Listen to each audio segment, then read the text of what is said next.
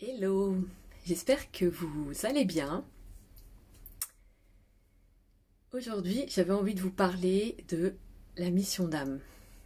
Alors, je vais vous raconter une petite anecdote le temps que vous arriviez aussi.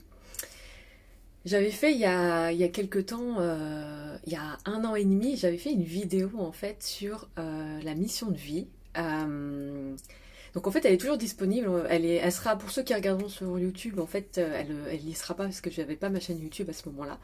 Elle est sur Instagram, donc ça doit être une de mes toutes premières vidéos. Et en fait, je parlais de la mission de vie parce qu'effectivement, pour moi, je voyais ça comme un terme en fait hyper enfermant et que c'était très très limité. Et en fait, je laisse aussi cette vidéo là parce que j'aurais très bien pu la supprimer, mais aussi pour vous montrer que en fait, on évolue sur notre chemin et aussi on évolue dans notre vérité. Et c'est ce que je vous dis tout le temps. La vérité de l'instant, ça sera peut-être pas la même dans 6 mois, dans 2 ans, dans 3 ans, et c'est ok en fait, parce que notre vérité, elle évolue en même temps que nous. Et donc, c'est vrai que moi, je me suis revue à travers cette vidéo et vraiment, je me suis dit, je l'ai pas supprimée non plus parce que ça fait partie en fait de mon évolution, ça fait partie de qui je suis et c'est important pour moi d'assumer ce qu'on a été aussi et de pas rejeter en fait qui on a été. Et donc effectivement, euh, à cette époque-là, j'avais une autre vision de la mission. Aujourd'hui, j'en ai une autre et c'est ok. Donc bref, c'était pour vous partager cette petite anecdote. Coucou Nella. C'était pour vous partager en fait cette petite anecdote. En tout cas, la vidéo est toute, tout au début de mon feed IGTV. Et elle doit dater, ouais, je crois, d'il y a 1 an et demi. Et, euh, et c'est vrai que je l'ai regardé, je me suis quand même dit avec beaucoup d'amour que j'avais pas. À l'époque, j'avais une certaine vérité, mais j'avais pas forcément tout saisi. Et c'est vrai que je trouvais le terme mission très enfermant. Mais en fait, c'est enfermant si je décide que moi, en fait, ça m'enferme. Parce qu'au final, ce que je me suis rendu compte aussi, c'est qu'on n'a pas une mission, on a des missions en fait. Euh, L'âme, elle est venue, elle est vraiment venue pour explorer, pour expérimenter. Euh, Ce que je vois aujourd'hui, c'est que pour moi, en fait, l'âme, elle explore, elle apprend, et l'humain désapprend en fait, quelque part. L'humain désapprend tous ses conditionnements, tout ce qu'il a, lui, enfermé, là où l'âme, elle, est venue expérimenter justement comme ce désapprentissage. Je sais pas si c'est clair, mais je vois vraiment comme ça, en fait. C'est vraiment ça. L'âme explore, l'âme apprend, et l'humain désapprend. Il y a vraiment ce truc-là pour moi. Et, et je dis qu'il y a aussi des missions et pas une mission enfermante parce que euh, pour moi, en fait, quand l'âme est venue, il y a aussi un grand thème de vie qui a été choisi, souvent en lien avec une blessure, les fameuses 5 blessures de l'âme. Euh, et par exemple, en fait, on peut être venu expérimenter la reconnaissance, donc comment se reconnaître soi à travers la blessure de rejet. Ça, c'est une des missions d'âme, en fait, aussi. Donc, c'est pas forcément ce qu'on croit, en fait. Donc, ça peut être de venir faire cette expérience-là, de choisir un grand thème et de se dire, ok, comment je vais finalement explorer, apprendre ce truc de me reconnaître à travers des expériences de vie et à travers la blessure qui est notamment, c'est très en lien avec la blessure de rejet, la reconnaissance de soi. Et ça, pour moi, c'est le cas pour tout le monde en fait. C'est vraiment le cas pour tout le monde. Coucou Edmé. Et on a tous en fait du coup comment dire, des missions qu'on a choisies en fait auparavant. Et finalement, la différence, c'est plus le niveau de conscience avec lequel on va le faire. Moi, quand je vous parlais de cette vidéo au tout début, il y a 1 an et demi, j'avais pas le niveau de conscience que j'ai maintenant, et donc j'avais pas cette conscience-là de ce que j'étais venue expérimenter. Et puis au fur et à mesure du chemin, de mes explorations, etc., j'ai mis plus de conscience là-dessus. Donc ça permet aussi juste de faire l'expérience beaucoup plus en conscience de ce qu'on est venu, voilà, de ce qu'on est venu explorer et de ce qu'on a aussi à désapprendre. Et au final, tout ce truc autour de la mission de vie, la mission d'âme, pour moi, c'est pas. Alors ça, j'y reviendrai, mais c'est surtout pas un métier. Hein, soyons clairs. Mais c'est surtout avant tout, c'est être finalement. C'est un état. C'est véritablement un état. C'est pas une fonction, c'est pas une tâche, c'est pas une action. La réponse, elle est pas dans le faire en fait. Par rapport à notre mission d'âme, la réponse, elle est pas dans le faire. C'est plus finalement on n'a pas une mission à trouver, c'est plus se souvenir quelque part. Donc au fur et à mesure justement de nos explorations spirituelles, ça se met en place parce que on a des événements qui nous arrivent et on les vit avec un autre niveau de conscience. Donc on est aussi capable de commencer à se souvenir de qu'est-ce qu'on est venu faire là. La vie va nous mettre des choses en fait sur notre chemin qui va nous reconnecter à ça, pour peu évidemment qu'on ait envie de faire ce chemin-là aussi. Et par exemple, en fait, pour moi, on joue tous un rôle dans l'évolution de l'humanité, d'une manière ou d'une autre. On joue tous un rôle et on va juste avoir des vibrations différentes et des façons de le faire différentes. Et ce que j'aime bien justement avec... donc moi, la mission d'âme, en fait, aujourd'hui, comment je vous la transmets? Je la transmets en fait à travers les Gene Keys. Donc ça, c'est mon service origine. Donc c'est à travers la croix d'incarnation qui est aussi en Human Design, mais je fais la lecture à travers les clés génétiques, à travers les Gene Keys, parce que ça vous donne vraiment la vibration de votre mission en fait. Et donc déjà, on voit direct que c'est pas un métier, parce que moi, je peux prendre l'exemple pour moi de ma croix d'incarnation à moi, avec un coiffeur, par exemple. Donc moi, j'ai ce que je suis venue mettre en œuvre en fait ici, ce qui est appelé vraiment mon super don à travers les clés génétiques, c'est l'écoute, l'empathie. C'est cette capacité en fait à voir les pépites dans votre passé, à voir en fait toute la richesse et tout l'or dans ce qui est parfois mince, le mot m'échappe, ce qui est parfois vu comme du plomb. C'est vraiment d'extraire en fait ça. Et je faisais le rapprochement par exemple donc avec le coiffeur, je me dis bah en fait souvent d'ailleurs il y a beaucoup de personnes quand elles vont chez le coiffeur, notamment quand quand elles commencent à bien le connaître, elles parlent beaucoup, elles parlent d'elles, les personnes parlent d'elles en fait et parfois se livrent effectivement quand elles commencent un peu à connaître la personne. Et donc le coiffeur, tout en faisant son métier de coiffeur, peut très bien être dans une pleine écoute, être dans une pleine empathie, et puis en discutant avec la personne, voir finalement la pépite qui se cache dans une situation passée que la personne est en train de ruminer, et elle en voit que le négatif, et lui, il peut en extraire le positif, il peut en extraire la pépite, et finalement, sa cliente, elle repart avec une autre conscience en fait sur cette situation, elle repart avec... avec une autre vision, et une autre vision qui finalement lui permet de se libérer en fait de ça et de vivre, de se détacher de cette situation passée. Et c'est un autre contexte complètement que moi pour autant. Pareil, donc la deuxième chose, c'est qu'on voit aussi dans les clés génétiques, c'est qu'est-ce que je suis venue apprendre. Donc qu'est-ce que mon âme a choisi de venir apprendre ici. Donc dans mon cas, c'est le leadership du futur, le leadership de cœur en fait. C'est justement tout là le challenge. Mais être leader, c'est avant tout être leader de sa vie. Donc en tant que coiffeur, par exemple, il peut être leader de sa vie parce que il prend les décisions qui sont justes pour lui, il s'enferme pas dans ses peurs ou dans autre chose. Et puis il peut aussi... Ce leadership va se traduire, par exemple, dans ce métier-là, il va proposer des choses complètement innovantes par rapport au secteur, par rapport à ses collègues. Il va prendre une direction qui surprend. Yes, Nella. Yes. Ciao, bonne journée. Et en fait, il va finalement réaliser une de ses missions d'âme là, qui est d'apprendre ce leadership-là, d'apprendre d'être leader de sa vie, mais dans un autre positionnement que le mien, par exemple, avec la même croix d'incarnation, lui va peut-être proposer des choses complètement innovantes pour le secteur de la coiffure et qui peut-être vont révolutionner en fait le secteur de la coiffure. Ce qui va aussi avec ce qui, dans ma croix d'incarnation, moi, me maintient en haute vibration, c'est la créativité, c'est la fraîcheur, la nouveauté, c'est apporter quelque chose de nouveau au monde. Et bien ça, en fait...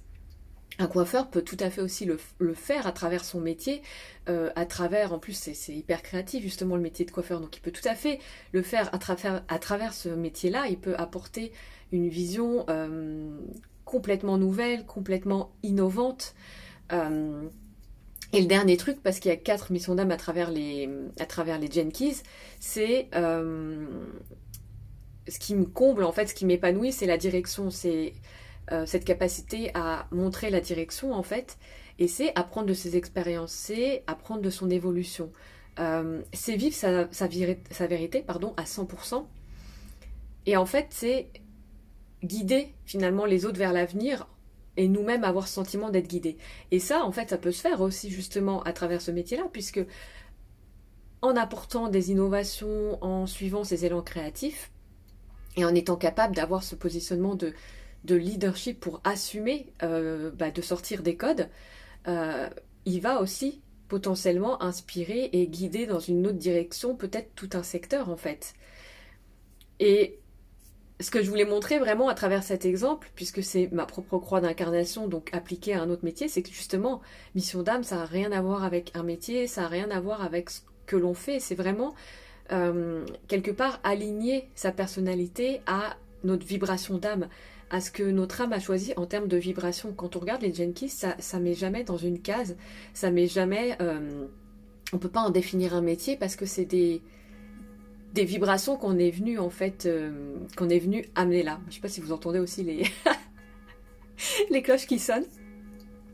Et ça c'est vraiment important parce que je sais que parfois on peut vraiment bloquer sur je dois trouver ma mission d'âme, mais en fait c'est plus finalement pour moi un alignement avec notre vibration, mais vraiment c'est pas quelque chose de figé. Et moi par exemple aujourd'hui je le fais de cette manière là, mais comme j'ai appliqué un autre métier, demain je peux tout à fait décider d'être toujours finalement dans cette même vibration, d'être toujours aligné avec ces missions d'âme, de vivre toujours ces missions d'âme, mais de le faire d'une toute autre manière et plus du tout de la façon dont je le fais aujourd'hui.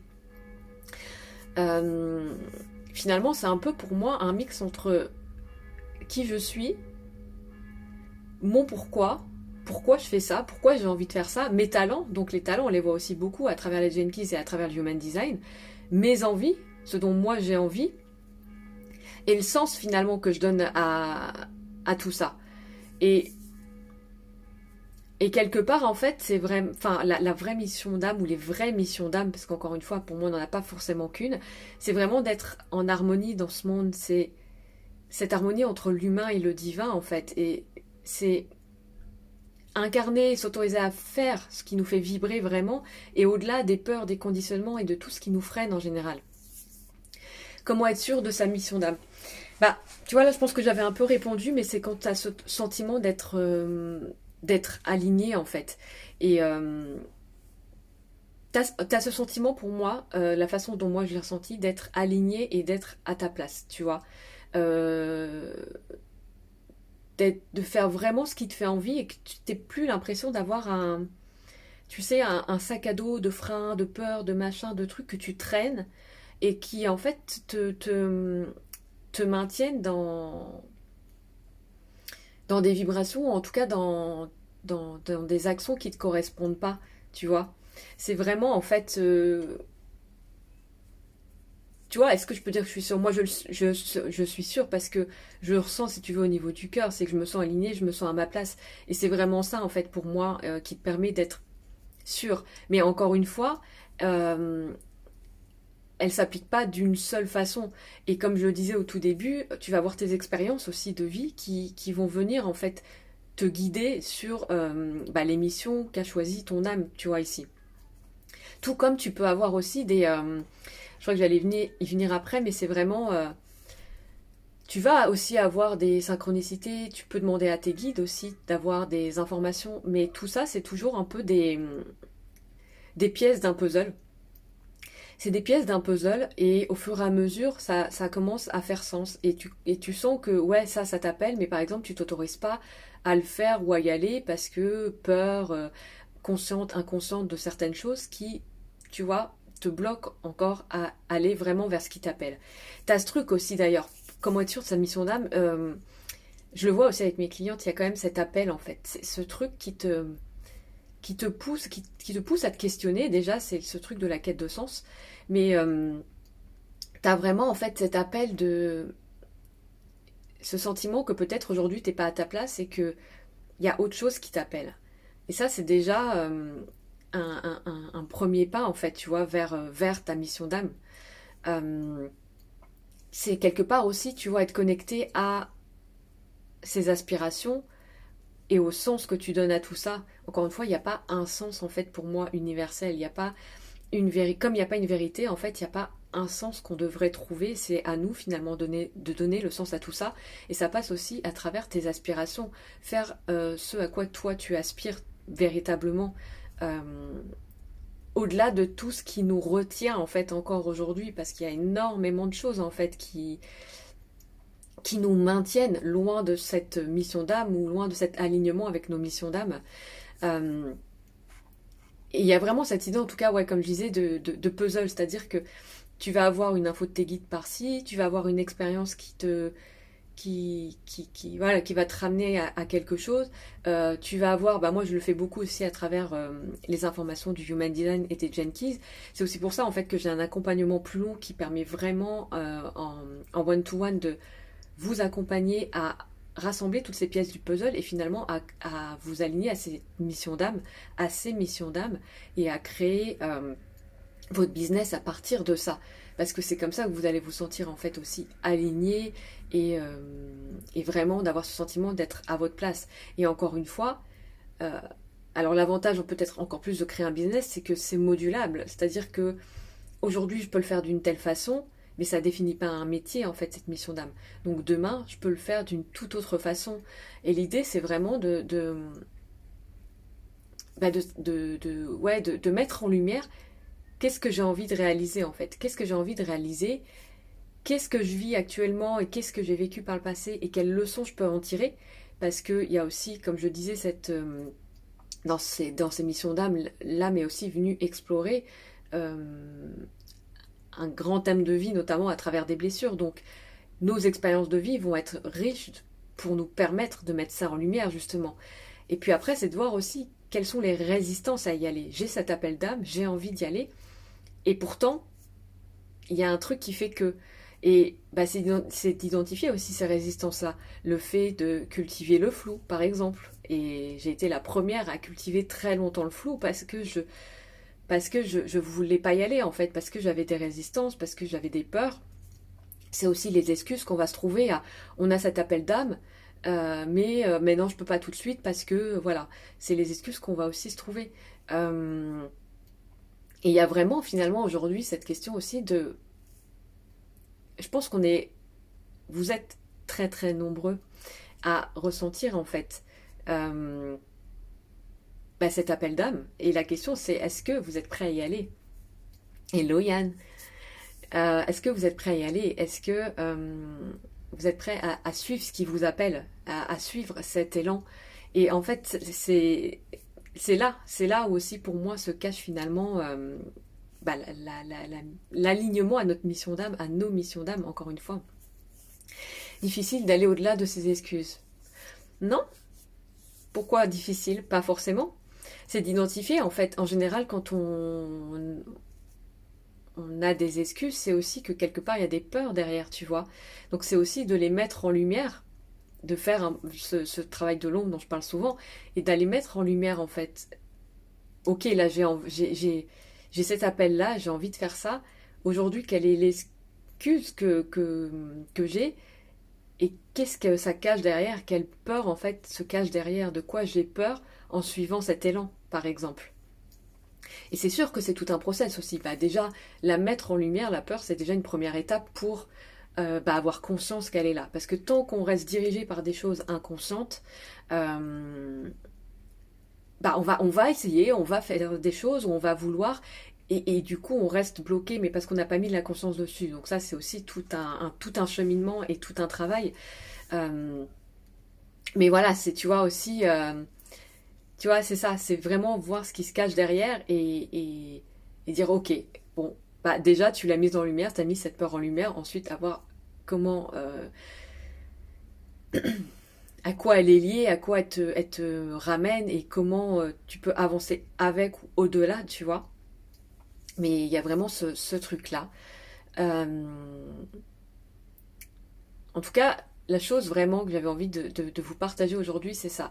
C'est que mission d'âme, de quoi parle-t-on? Pour moi, c'est surtout des missions d'âme, déjà au pluriel, et c'est vraiment en fait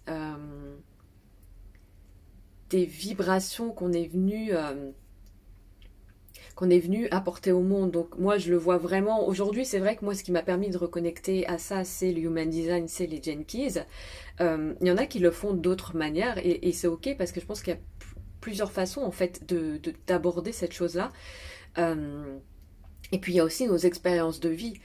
Comme je le disais, c'est vraiment notre mission d'âme, c'est nos missions d'âme, c'est aussi être venu explorer un grand thème de vie, être venu explorer, par exemple, quand je disais au tout début la reconnaissance de soi. Bah, du coup, l'âme, elle a choisi aussi plein de situations de vie et comment dire, une famille, etc., qui va nous faire expérimenter ça. Et on va avoir des expériences qui va nous faire expérimenter ça. Expérimenter comment on peut se reconnaître soi-même, à défaut peut-être d'avoir eu cette reconnaissance dans l'enfance. Comment finalement ne plus se sentir rejeté, parce que ce que je disais, c'est que blessure de rejet, c'est on est venu expérimenter finalement la reconnaissance de soi.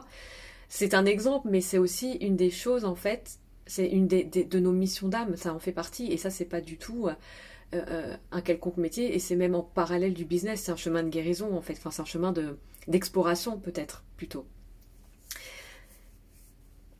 Yes, bye Saël. Coucou le témoin silencieux, merci. Euh, donc voilà, donc c'est vraiment important comment dire, de pas forcément se bloquer à trouver une mission. Comme je le disais, c'est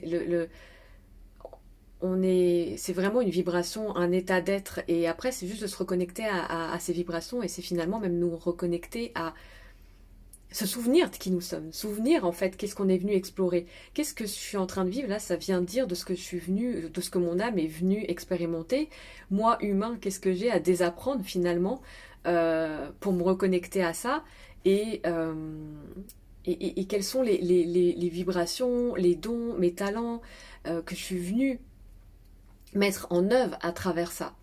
Donc c'est vraiment, pour moi c'est ça, aujourd'hui pour moi la mission d'âme c'est ça. Euh, c'est vraiment être profondément connecté ouais, à ses aspirations, et donc du coup s'autoriser à y aller, s'autoriser à y aller. Il y a quand même, pour moi, il y a vraiment ce truc aussi de s'autoriser à y aller. Et je sais que là, euh, il y a de toute façon de plus en plus en fait ces appels d'âme en ce moment. Et le truc, c'est d'identifier qu'est-ce qui nous empêche, voilà, encore d'y aller, qu'est-ce qui nous empêche de passer le cap.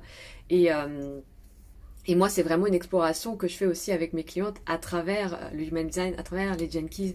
Et on remet un peu les pièces du puzzle en fonction des expériences de vie, des messages des guides, de tout ce qu'on vit en fait, de tout ce qu'on reçoit.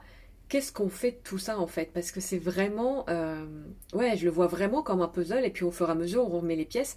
Et puis le puzzle n'a pas toujours besoin d'être complet, je crois, finalement, pour à un moment donné se sentir quand même à sa place et aligné.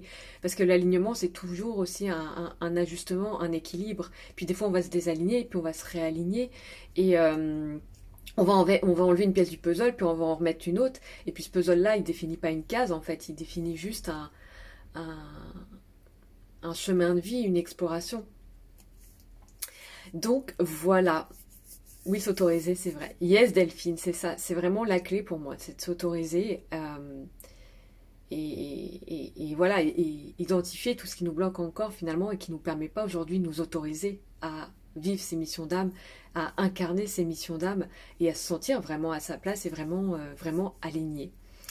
Donc si vous avez des questions sur ça, bah, bien sûr, n'hésitez pas, comme d'habitude, à me contacter. Je me ferai une joie d'y répondre parce que bah, j'adore ce sujet. Et voilà, et même si ça vous parle, en fait, n'hésitez pas à me dire en commentaire, bah, vous, comment vous percevez aussi tout ça. Et voilà, c'est un cheminement d'expérience. Yes, exactement. Exactement. Et l'idée, c'est juste de se dire qu'on est toujours en chemin, on sera en chemin toute notre vie. Euh, mais il y a un moment où on trouve quand même